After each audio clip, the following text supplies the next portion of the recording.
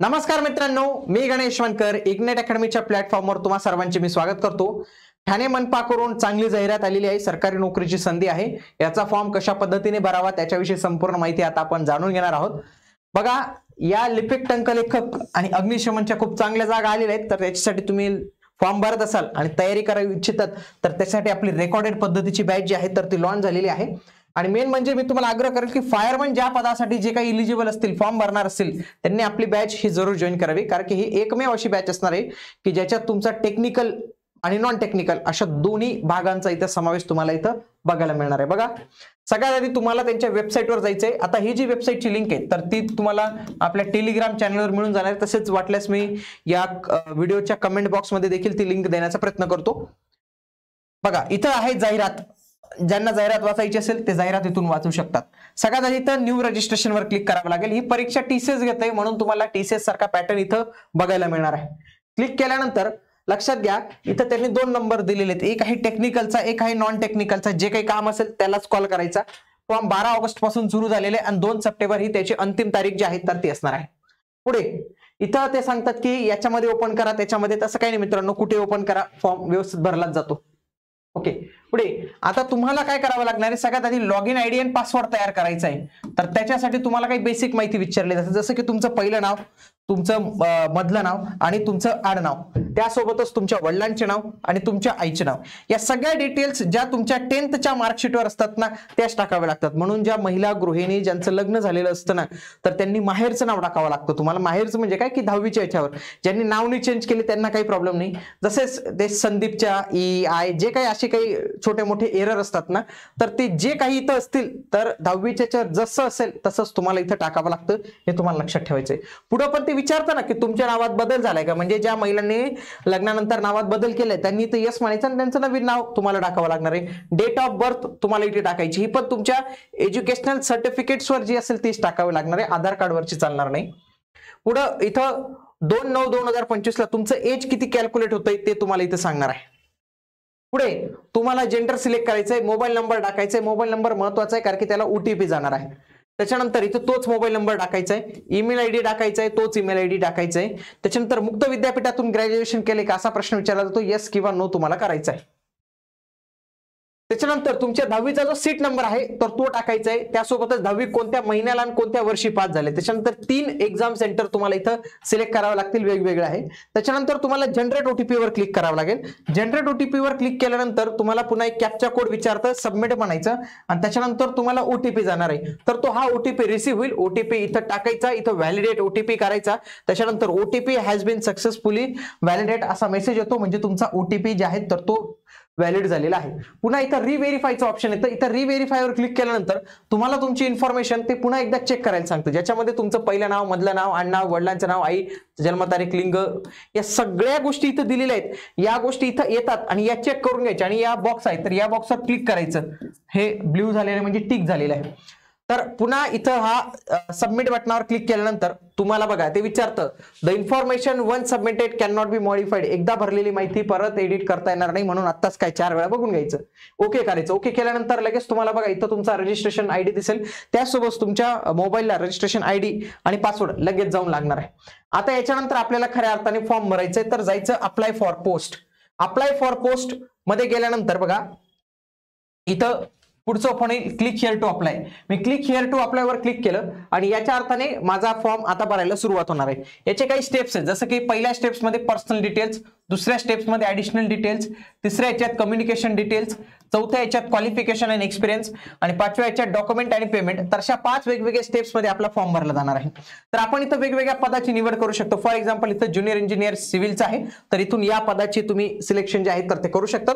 तुम्ही तुमच्या पद्धतीने कोणते पद निवडा। इथं हे पोस्ट कोड आणि ठाणे म्युनिसिपल कॉर्पोरेशन हे येतच। त्याच्यानंतर तुमचा रजिस्ट्रेशन नंबर ऑलरेडी येतो, फुल नेम आहे, वडिलांचं नाव आहे, मदर्स नेम आहे, डेट ऑफ बर्थ आहे, या सगळ्या गोष्टी ऑलरेडी फिल केलेल्या असतात तुम्हाला, याला काही प्रॉब्लेम येत नाही। पुन्हा टेस्ट सेंटर इथं सगळ्या गोष्टी आलेल्या आहेत। आता विचारतं की तुमचं डोमेसाईल वगैरे कोणतं आहे, तुम्ही महाराष्ट्राचे रहिवासी आहात का, येस किंवा नो करायचं, किंवा तुम्ही कर्नाटकमधील 865 गावांमधील रहिवासी आहात का ते विचारलं जातं. या दोघांपैकी एक तरी यस असलं पाहिजे, दोघी नो असतील तर फॉर्म दिलं जाणार नाही. डोमेसाईलसाठी लक्षात घ्या, डोमेसाईल देणाऱ्या संस्थेचं नाव काय होतं लक्षात घ्या. संस्थेचं नाव इथे विचारले, कार्यालयाचं विचारले. कधी कधी असं येतं बघा, सब डिव्हिजनल ऑफिसर नाशिक, सब डिव्हिजनल ऑफिसर मालेगाव, असं काहीतरी नाव येतं. त्याची डेट काय आहे, त्याचा नंबर काय आहे तो तुम्हाला टाकायचा आहे. पुढे जे तुमची कॅटेगरी असेल, फॉर एक्झाम्पल मी जर इथं ओबीसी ही कॅटेगरी सिलेक्ट केली तर विचारतो तुम्हाला कास्ट सर्टिफिकेट कोणी दिलं, तर इथं तुम्ही टाकू शकता सब डिव्हिजनल ऑफिसर किंवा सब मॅजिस्ट्रेट, जे काय असेल ते. डेट टाकायची, क्रमांक टाकायचा आणि या गोष्टी टाकायच्या. त्याच्यानंतर काही उमेदवारांना नॉन क्रिमिनल टाकावं लागणार आहे, काहींना ईडब्ल्यूएस सर्टिफिकेट मागितलं जाणार आहे, काहींना काहीच मागितलं जाणार नाही, कारण की ते त्या कॅटेगरीला मागितलं जाते. बघा, नॉन क्रिमिनल कोणी प्राधिकरणाने दिलं, तारीख काय आणि त्याचा नंबर काय, या 3 गोष्टी तुम्हाला इथं टाकायच्या आहेत. पुढे कॅन्डिडेट्स आयडेंटिफिकेशन डिटेल्स, आता हे काही महत्वाचं राहिलेलं नाही, आता हे काही नसतं. पुढे तुमचा आयडी प्रूफ मागितला जातो, कोणतं तरी एक आयडी द्यायचं, शक्यतो पॅन कार्डला येस म्हणून तुमचा पॅन कार्ड नंबर आणि पॅन कार्ड वरील जे नाव आहे तर ते इथं मागितलं जातं. त्याच्यानंतर इथं ड्रायव्हिंग लायसन्सचं पण ऑप्शन आहे, ड्रायव्हिंग लायसन्सचं पण तुम्ही येस नो करू शकता. येस केलं तर तुम्हाला ड्रायव्हिंग लायसन्स संबंधी जी काही माहिती आहे तर ती इथं भरावी लागणार आहे. पुढे वोटर आयडी कार्ड आहे, पासपोर्ट आहे, बँक पासबुक आहे. बघा, इतकं जे मी सांगितलं त्यांच्यापैकी एकच सिलेक्ट करायचं आणि ते सेव्ह अँड नेक्स्ट या बटनावर क्लिक करायचं. आता बघा, हे ग्रीन झालं. ग्रीन झालं म्हणजे काय, की तुमची इथं माहिती सक्सेसफुली फिल झाली आणि ते सेव्ह झाली. पुढचं तुम्हाला ऍडिशनल काही डिटेल्स इथं विचारले जाते. लक्षात घ्या, पहिलं विचारलं जातं की तुम्ही ठाणे महानगरपालिका कर्मचारी आहात का, येस किंवा नो. पुन्हा तुम्ही 1991च्या जनगणनेचे कर्मचारी आहेत का, येस किंवा नो. त्याच्यानंतर 1994 जनगणनेचे कर्मचारी आहात का, तुम्ही आत्महत्याग्रस्त शेतकऱ्यांचा मुलगा मुलगी आहात का, तुम्ही गव्हर्नमेंटमध्ये ऑलरेडी जॉबला आहात का, प्रकल्पग्रस्त आहात का, भूकंपग्रस्त आहात का, त्याच्यानंतर पदवीधर अंशकालीन आहात का, तर अशा पद्धतीने विचारलं जातं. पुढे माजी सैनिक आहात का, येस किंवा नो करले. येस केलं तर तुम्हाला त्यांचा पिरियड ऑफ सर्व्हिस वगैरे माहिती जी आहे तर ती भरावी लागते. त्याच पद्धतीने जर तुम्ही हे पदवीधर भूकंपग्रस्त, तर ते विचारलं जातं की संस्थेचं नाव सांगावं, कोणत्या संस्थेने तुम्हाला दिलं. त्याच्यानंतर डेट सांगा, तुम्ही कोणत्या डेटला तुम्हाला भेटतं, आणि तो नंबर सांगा आम्हाला, कोणता नंबर तुम्हाला भेटले. या 3 गोष्टी जिथं जिथं तुम्ही येस कराल तर त्या ठिकाणी तुम्हाला इथं भराव्याच लागणार आहेत. पुन्हा तुम्हाला स्वातंत्र्य सैनिकांनी नामांकित केले आहेत का, तुम्ही अनाथ आहात का. अनाथ विचारलं तर पुढे कॅटेगरी विचारतात की इन्स्टिट्यूशनल आहे, नॉन इन्स्टिट्यूशनल आहे, तर ते विचारलं जातं. सर्टिफिकेट काय, कोणी दिलं, काय दिलं, हे सगळ्या गोष्टी विचारल्या जातात. त्याच्यानंतर तुमच्या काही प्रिव्हियस एक्झामच्या संदर्भात की आधी डिबार केलं होतं का, येस केलं तर कोणत्या कारणाने. त्याच्यानंतर या काही कोर्ट केसेसशी संबंधित आहे, तुमच्यावर काही FIR वगैरे होती का, ते इथे विचारलं जातं. इथं सेव्ह अँड नेक्स्ट करायचं राहतं. आता सेव्ह अँड नेक्स्ट केल्यानंतर बघा, हे पण तुमचं फिल झालं, म्हणजे हे काय झालं मित्रांनो, ग्रीन झालं, म्हणजे हे पण भरलं गेलं. तिसऱ्या याच्यात कम्युनिकेशन डिटेल्स, जे तुमच्या आधार कार्डवरचा जो ऍड्रेस असेल तर तो शक्यतो भरण्याचा प्रयत्न करा. बघा, पुढचं तुमचं क्वालिफिकेशन आणि एक्सपिरियन्स तुम्हाला भरावं लागणार आहे. ज्या पदांसाठी एक्सपिरियन्स आहे ते तुम्हाला भरावंच लागणार आहे. सगळ्यात आधी पहिलं विचारलं जातं की तुमचं माध्यमिक शाळा प्रमाणपत्र व तत्सम उच्च मराठी विषय घेऊन उत्तीर्ण झाला आहात का. नो केलं तर तुम्हाला ते सर्टिफिकेट्स वगैरे जे आहेत तर ते इथं विचारलं जाऊ शकतं. पुन्हा 10वीची माहिती भरायची. बघा, स्टेट बोर्डचं नाव, स्कूल इन्स्टिट्यूटचं नाव, पर्सेंटेज ऑफ मार्क्स, किती मार्क्स मिळाले, कोणत्या महिन्याला पास झाले, हे. त्याच पद्धतीने 12वीची डिटेल्स भरायची. त्याच पद्धतीने तुमची पदवीची डिटेल जी आहे तर ती भरायची. आणि ज्या उमेदवारांना पोस्ट स्पेसिफिक क्वेश्चन असतात, फॉर एक्झाम्पल MSc टायपिंग वाल्यांना टायपिंगचे सर्टिफिकेट्स वगैरे जे आहेत, म्हणजे मराठी 30, इंग्लिश 40, हे जे आहेत तर ते इथं विचारले जाणार आहे. त्यासोबतच काही पदांसाठी एक्सपिरियन्स सांगितलंय, फॉर एक्झाम्पल सिव्हिलच्या काही पदांसाठी एक्सपिरियन्स सांगितलेले, तर ती सगळी एक्सपिरियन्सची माहिती तुम्हाला इथं भरावी लागणार आहे आणि तरच तुम्हाला इथं फॉर्म भरता येणार आहे. आणि शेवटची प्रोसेस ती म्हणजे तुम्हाला फोटो अपलोड करायचा आहे. इथं लक्षात घ्या, तुमचा रिसेंटचा फोटो अपलोड करायचा आहे, त्यासोबत सिग्नेचर, 10वी, 12वी, पदवी, डोमेसाईल, या सगळ्या गोष्टी तुम्हाला इथं अपलोड ज्या आहेत तर त्या कराव्या लागणार आहे. फोटोमध्ये एक गोष्ट लक्षात ठेवा, फोटो 2 पद्धतीचा करावा लागणार आहे. एक आहे अपलोड फोटोग्राफ, जो तुम्ही आधी क्लिक केलेला आहे, आणि एक आहे लाईव्ह फोटोग्राफ. या लाईव्ह फोटोग्राफ घेण्यासाठी एक तर तुम्हाला फॉर्म शेवटी मोबाईलमध्ये करावा लागणार आहे किंवा PC मध्ये तुम्हाला ही प्रोव्हिजन जी आहे तर ती करावी लागणार आहे, कारण की ते महत्वाचं आहे.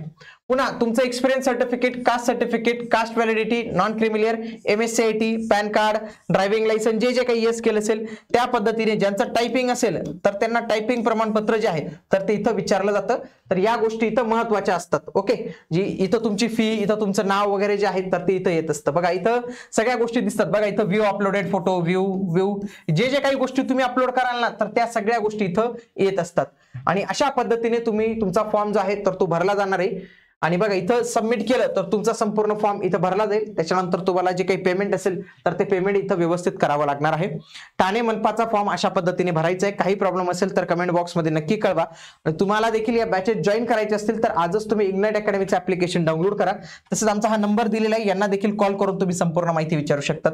आणि GM10 हा कोड यूज कराल तर तुम्हाला या बॅचेसच्या प्राइसेसवर फ्लॅट 10% पर्यंत ऑफ जो आहे तर तो मिळून जाणार आहे. भेटूया आता आपण पुढील व्हिडिओमध्ये. तोपर्यंत जय हिंद, जय महाराष्ट्र, धन्यवाद.